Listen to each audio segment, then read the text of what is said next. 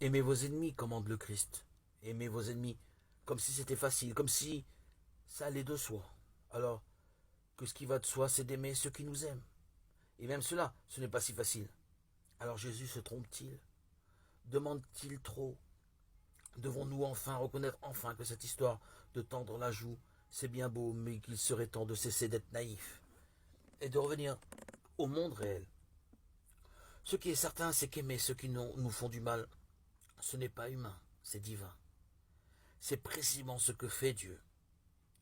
Quand les hommes ne cessent d'aller de péché en péché, de refus de Dieu en refus de Dieu, le Père envoie son Fils réconcilier le monde avec lui. Par amour, Jésus se livre entre les mains des pécheurs et nous donne son esprit pour le pardon des péchés. En nous exhortant à aimer nos ennemis, Jésus nous demande de participer à ce qu'il fait lui-même, car il veut que nous soyons pleinement des membres de son corps. Il nous rend aussi dignes et capables de pardonner, d'être des artisans de paix. Car Jésus ne fait pas que révéler les choses divines, il révèle aussi l'homme. Si nous ne faisons pas miséricorde, la vie humaine devient impossible. Son pardon, il ne reste de nos actes qu'une responsabilité écrasante où nous devons assumer seuls toutes les conséquences de nos erreurs, de nos faiblesses, de nos manquements. Pardonner à celui qui nous a fait du tort, c'est lui ouvrir une possibilité de se reconnaître responsable de ses actes, parce qu'on accepte d'emporter avec lui les conséquences.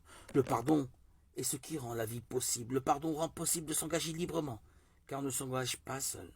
Le pardon fait grandir l'amour, car chaque pardon demandé est un acte de confiance dans l'amour de l'autre.